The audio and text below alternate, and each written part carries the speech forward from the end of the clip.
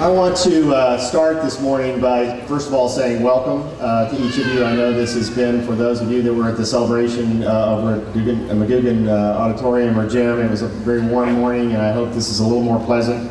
And we've had speeches and accolades and lots of things, but I think we have a long tradition here of selecting someone who we believe can and does exhibit the qualities of leadership, the qualities of business acumen, and the qualities of judgment that we hope to have exhibited in the classroom and have been imparted to you. And we ask someone of that distinction to come to us today and join us. And I'm most delighted to have with us today Charles O. Chad Holliday. He is chairman of DuPont. He is a graduate of, as is his wife, and went to high school in Nashville, and then left and got an engineering degree at the University of Tennessee, and then went on to a long and very distinguished career at DuPont. And I think you'll, as you hear from him, you'll see some of the passion with which he led that company and still leads that company in the chairman role. He had a 7-year assignment in Japan and ran the Asian markets for and operations for DuPont before returning to join DuPont as CEO in 2000. He is a member of the National Academy of Engineers. He's past chairman of the Business Roundtable Task Force for Environment and Technology and Economy. He's on the World Business Council for Sustainable Development. He's on the Business Council and Society for Chemical Industry in the American section. In the past, he was named as Tomorrow's CEO by Fortune magazine, and holds honorary doctorate degrees from Washington College and Polytechnic University. Chad serves on the board of directors of Deere & Company and chair emeritus of the board of directors of Catalyst.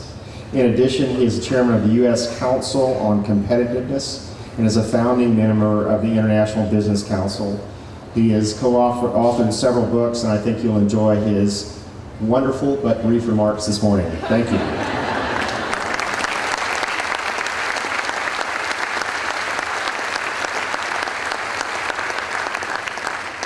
Good morning and congratulations. One good thing I can report is the speech will be shorter than the introduction, if that gives you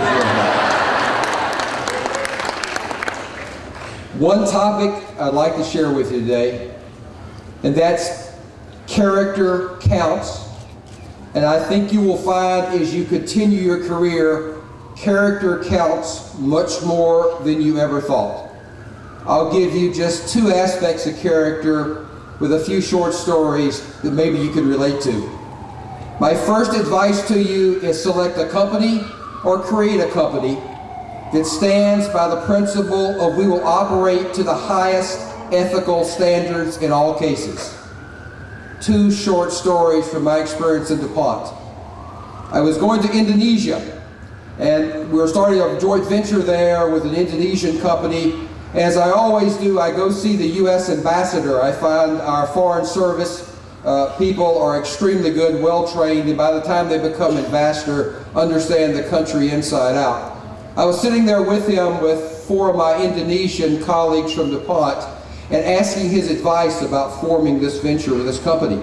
And he was very nice, and so we're so glad to see DuPont investing here. But Chad, I understand you like roses. And I'd like to show you my rose garden. Not recognizing I liked roses, my antenna went up, but we walked down the hall to look out at his rose garden, and there were 3 of the scrawniest rose bushes I've ever seen in my life. It was clear to me we were not there to look at roses, and he said, that company you're talking about is very difficult to deal with. As soon as you sign the deal, they'll ask for $1 million under the table. If you do pay them, you'll be in violation of these U.S. laws. I said, yes, sir, I know that. If you don't pay them, they will make your life miserable. I said, that's great. I got the message. We'll do the right thing. But tell me why you couldn't tell me back there. Why did we have to come look at the roses? Well, number one, if everybody knew I was telling you this, I wouldn't be ambassador here very long, because it will not work in that environment. But the key reason is I researched your company, and I know you stand for the highest ethical standards, and I had confidence you would handle this correctly. My suggestion to you is research the companies you go for and make sure they operate to the highest ethical standards. Second ethics story comes from Hong Kong. DuPont was building a plant in Shenzhen. It's about a 2-hour drive across the border from Hong Kong. It's our first plant in China. And because there would be much travel back and forth between our office and Hong Kong, you could get a special license plate on your vehicle to go across so you didn't have to wait in a long line. So we applied for the special license plate. It didn't come. It didn't come. And we checked to find out why it didn't come. It took a $50 equivalent bribe to get the license plate. So we said we won't pay the $50 bribe. And so our driver would have to wait in the long line every day, sometimes an hour each way to get across the border. And it got to be where all the other drivers would kid him. What a stupid company you have. You won't pay the $50. Don't you understand in 2 weeks you can make the money back? Well, we never paid the bribe, and about 2 years later, there was enough talk about that, a local reporter got wind of it. And on the front page of the local paper was a list of all the companies who had gotten the license plate after we applied. And there were some of the most big international companies. What I would say is hold to those highest standards. Don't ever yield, no matter how simple or no how logical people might tell you it's the right thing to do.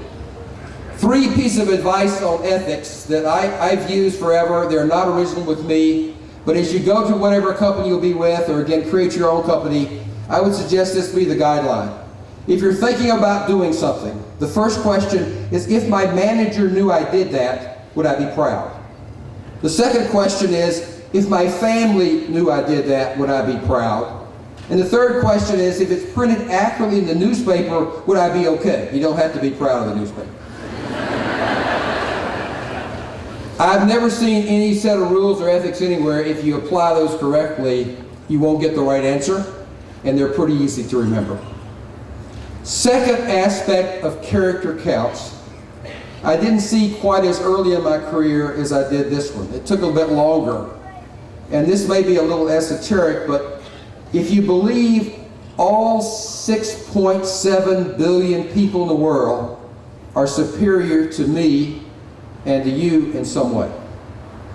And my challenge when I meet one of those people is, how do I learn from them, not how do I evaluate them, not how I tell them how smart I am or what I've accomplished. That was brought home to me in early 2005. I was traveling in a public transportation setting with a friend from outside the company, and he looked across this hallway and saw an individual and said, "Do you know that person?" I said, "No, I know who he is. I've never met him." He said, "Let me introduce you." We walked across, he introduced me, and my friend had to go on, and rather than, as you normally meet someone, they shake hands, and unless they want something from you, they're going to go just about like that. This individual was quite different. He said, "Could we sit and talk for a few minutes?"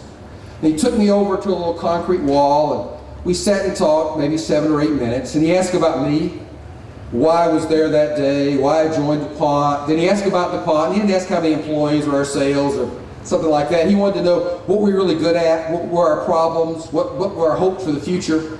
A very different conversation. So I ask you just to stop and think for a minute. How many times have you had a chance meeting like that and someone else took 7 or 8 minutes to really understand about you? Anybody hold your hand up? Let me know. 6, just in case you couldn't see it up front. I thought that was a very unique situation and told me something about the character of that person that had made a very lasting impression on me since early 2005. That person was a first-term senator from Illinois named Barack Obama. And if you want to have your own Barack Obama story, my suggestion is you have that same caring for every other human being you meet throughout your career, and you'll do great. Thank you very much.